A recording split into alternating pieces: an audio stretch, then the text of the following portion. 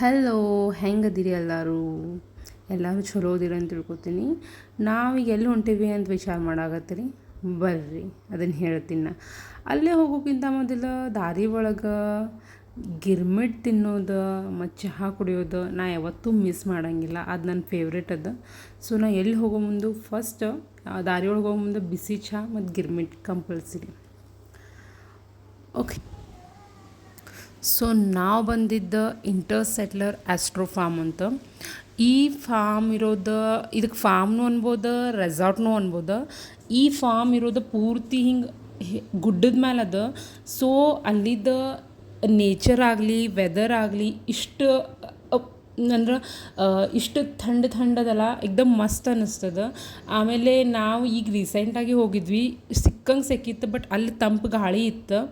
So ಇಲ್ಲೇ ಮಕ್ಕಳಿಗೆ ನಿಮ್ಮ ಮಕ್ಕಳನ್ನ ಕರ್ಕೊಂಡು ಬಂದ್ರೆ ಅವರು ಎಂಜಾಯ್ ಮಾಡ್ತಾರೆ. ಆಟ ಆಡೋಕೆ ಅಲ್ಲೇ ಮಕ್ಕಳಿಗೂ ಚಲೋ ಎಲ್ಲ ಅದಾವ, ಆಟ ಆಡೋದು ಅದಾವ. ಸೊ ಕೈಂಡ್ ಆಫ್ ಇದು ಬ್ಯುಸಿ ಲೈಫ್ದಿಂದ ಇಲ್ಲಿ ಅಂದ್ರೆ ಒಂದು ಸಣ್ಣ ಬ್ರೇಕ್ ತೊಗೊಂಡು ಇಲ್ಲಿ ಹೋಗಿ ಬರ್ರಿ. ಸೊ ಮೈಂಡ್ ಒಂದು ಸ್ವಲ್ಪ ರಿಲ್ಯಾಕ್ಸ್ ಅನ್ನಿಸ್ತದೆ.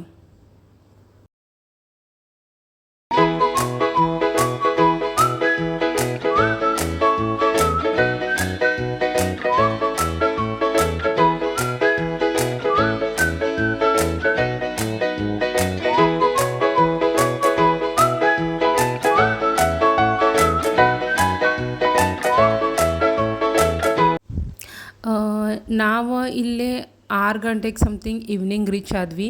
ಸೊ ಬಂದ ಕೂಡಲೇ ನಮ್ಗೆ ಆಲೂ ಭಜಿ ಮತ್ತು ಚಹಾ ಕೊಟ್ಟರು. ಸೊ ಅದಾಗಿಂದ ನಾವು ನೈಟ್ ಸ್ಟಾರ್ ಗೇಸಿಂಗ್ ಮಾಡೋಕ್ಕೆ ಹೋದ್ವಿ. ಅವರು ಸ್ಟಾರ್ ಬಗ್ಗೆ ನಮ್ಗೆ ಎಂಥದ್ದು ಕ್ವಶನ್ಸ್ ಇರಲಿ, ಏನೂ ಮಾಹಿತಿ ಬೇಕಿತ್ತಂದ್ರೆ ಅವ್ರು ನಮ್ಗೆ ಇನ್ಫೋ ಕೊಡ್ತಾರೆ. ರಾತ್ರಿ 2-3 ಗಂಟೆ ಮಟ್ಟ ನಾವು ಸ್ಟಾರ್ ಗೇಸಿಂಗ್ ಮಾಡಿದ್ವಿ. ಊಟ ಅಂತೂ ಪೂರ್ತಿ ಪಕ್ಕ ಹಳ್ಳಿ ಸ್ಟೈಲ್ ಊಟ ಕೊಡ್ತಾರೆ. ಇಷ್ಟು ಊಟ ಅಂತೂ ಚಲೋ ಇರ್ತದಲ್ಲ, ಜಸ್ಟ್ ವಾವ್. ಆಮೇಲೆ ರಾತ್ರಿ ಮುಕ್ಕೊಳಕ್ಕೆ 2 ಆಪ್ಷನ್ಸ್ ಇರ್ತಾವೆ. ಅದ್ರೊಳಗೆ ನಾವು ತೊಗೊಂಡಿದ್ದ ಟೆಂಟ್ ತೊಗೊಂಡಿದ್ವಿ. ಹಾಗೇನಿಲ್ಲ, ಪ್ರಾಣಿಗಳು ಬರ್ತಾವೆ, ಹಾಗೇನು ಹೆದರಿಕೆ ಇಲ್ಲ, ಏಕ್ದಮ್ ಸೇಫ್ ಪ್ಲೇಸ್ ಅದು.